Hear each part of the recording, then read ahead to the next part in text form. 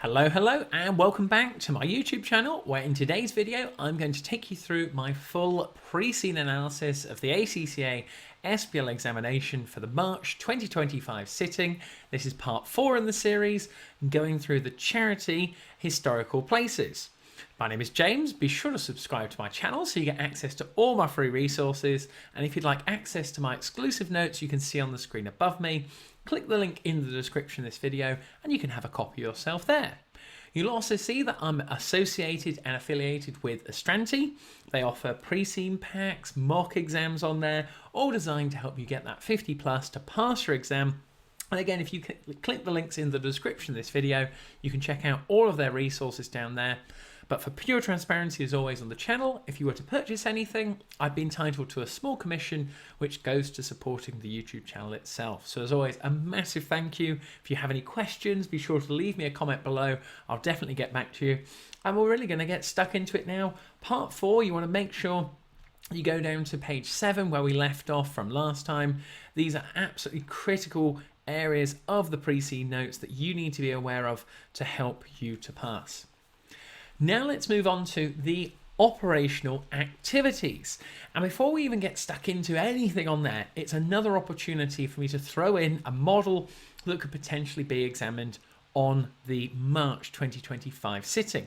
And that is the Poppet model. And this is where it's a framework that helps businesses analyze and improve their processes and structures.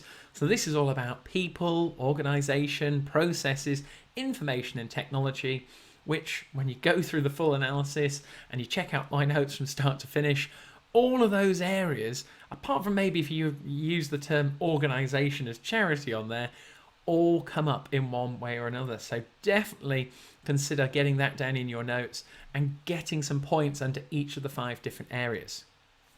Now that we're coming on to the aspects of historical places now, it's a site which is open to members and other visitors. This is, in a nutshell, this part of the pre-scene notes is your commercial acumen, which is a professional skill mark.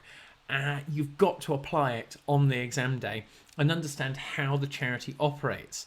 So they have an admission charge. You'll see all my key notes underlined that you should definitely be aware of, that is payable by non-members. So in other words, I think this is based on the likes of the National Trust. So if you come to a National Trust site in the UK and you're not a member, you have to pay to actually use it and enter.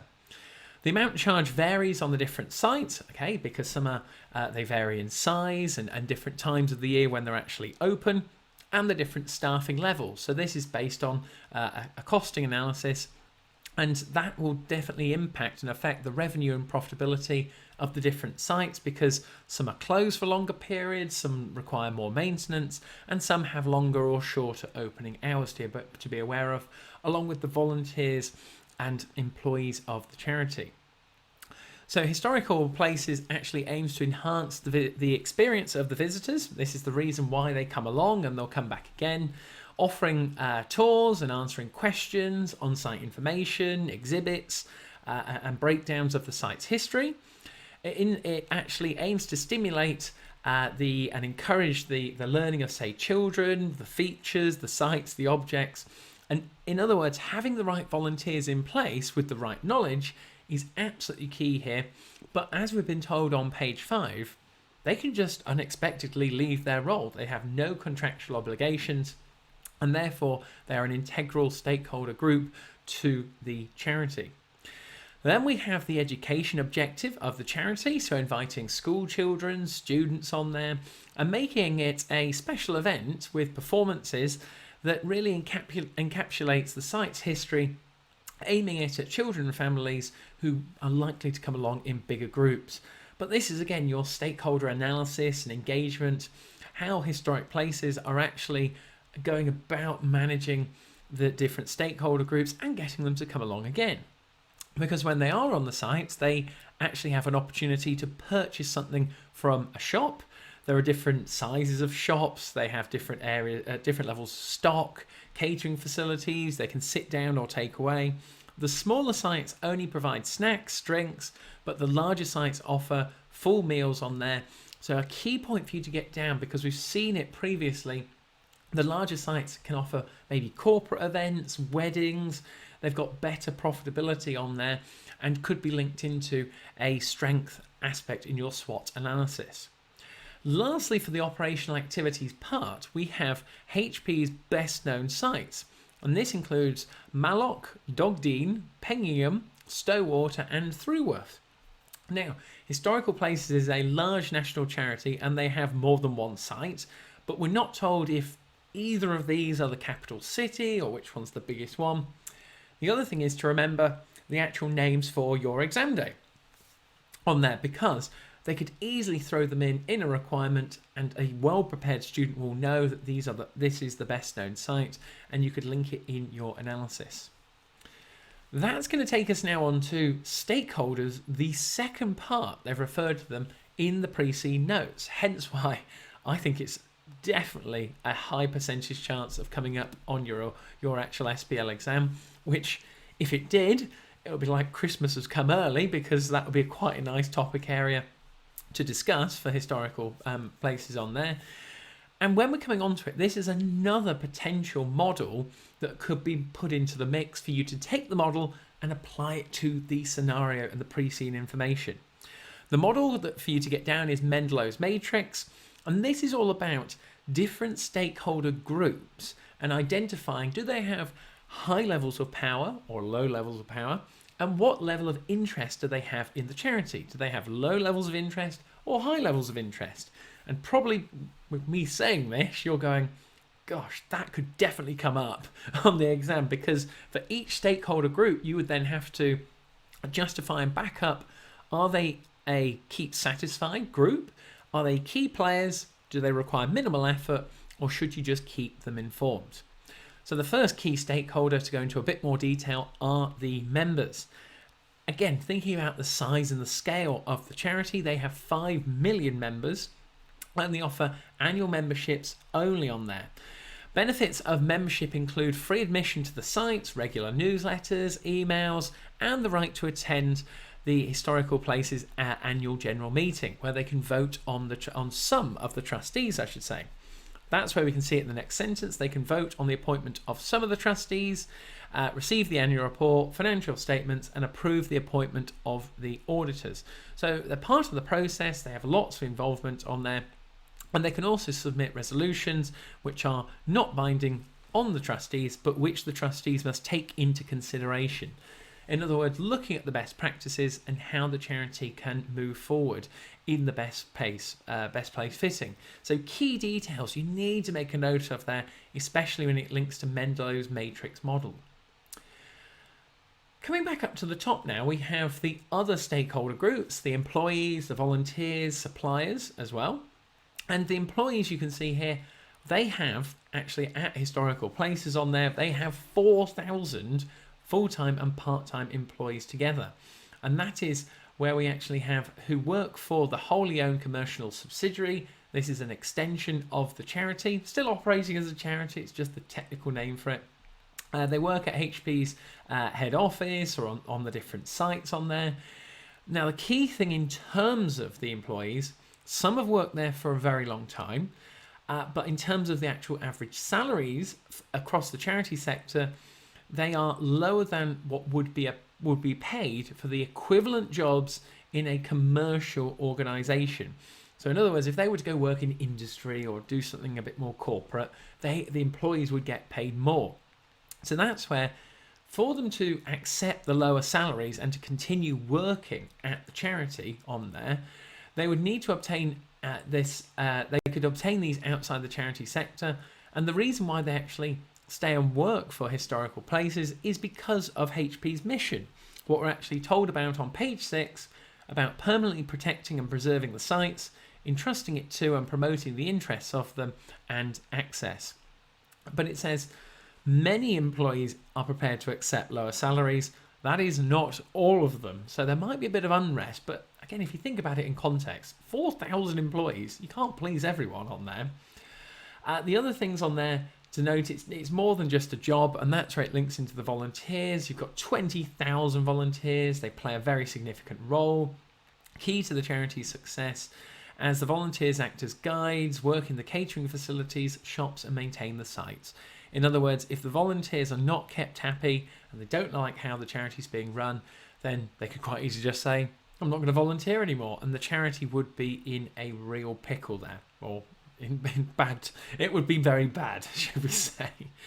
And last but by no means least, we have the suppliers and the contractors. They've touched on it in the pre-scene notes before, and this gives a bit more detail.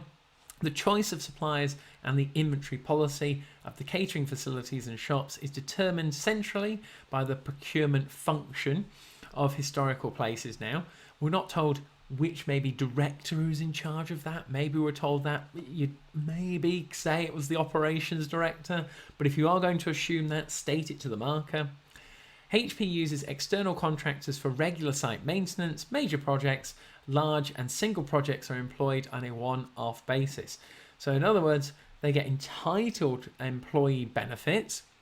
Now I've been told about that the charities can come into a bit of flack for bad reputation if the costs are getting too high and it's money being badly spent. And it's a high cost factor having contractors coming on board, site maintenance, that is all increasing the cost to the charity. We've also got on here some other social factors, and it could link into PESTEL. So the social factors are the people involved. And then we've got the technology factors for PESTEL with the IT systems. And this is really important for your notes, so get this down. Notice how I say this. HP's information systems are adequate for its administration needs. And I read that and thought, not a confidence building word there about the IT systems, that they're adequate and are fully compliant with data protection regulations. HP's computerized information system covers major organizational functions. And I kind of go, well, if they cover the major ones, why don't they cover all of the operational functions? What is the issue here not to do that? So in terms of confidence and a technology factor for PESTEL, definitely get it down for there. And HP has a website which publicizes its activities and allows donations to be made and members to join. There are separate web pages for each HP site, including details about the site such as history, maps, facilities and news. And you kind of go to yourself, well, why aren't all the web pages, or why are all the web pages on separate sites and not in one together? So why don't historical places just have everything on one website? It would improve the advertising and marketing for the different sites, because if you're going to go to one site, you're most likely going to want to know about more. So again, an opportunity there for a SWOT analysis for you to get down in your notes on that. We then come on to the risks that you can see on the right-hand side. So we have threats to reputation, threats to income, loss of employees, insufficient financial resources. It goes on to the next page, but poor performance of suppliers, health and safety, climate, weather, and cyber security. Notice on there, I've got PESTEL all over this. Economic factors, social factors. We've got liquidity and cash flow. In terms of the income on there, from threats to reputation. So in terms of bad publicity, this can lead to members not actually renewing their membership or willing to be donating or actually volunteering on there. We also have in Edicia that we're in a recession part of an economic cycle. So the donor's willingness to actually donate is getting trickier and trickier because it's a recession. They might want to put the money elsewhere.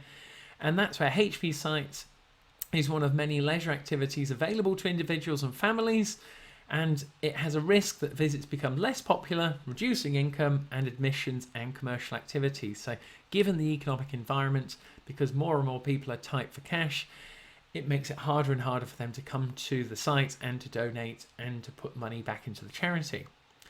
In terms of loss of employees and the actual volunteers, so employees can leave and cannot be easily replaced. That's all of their experience.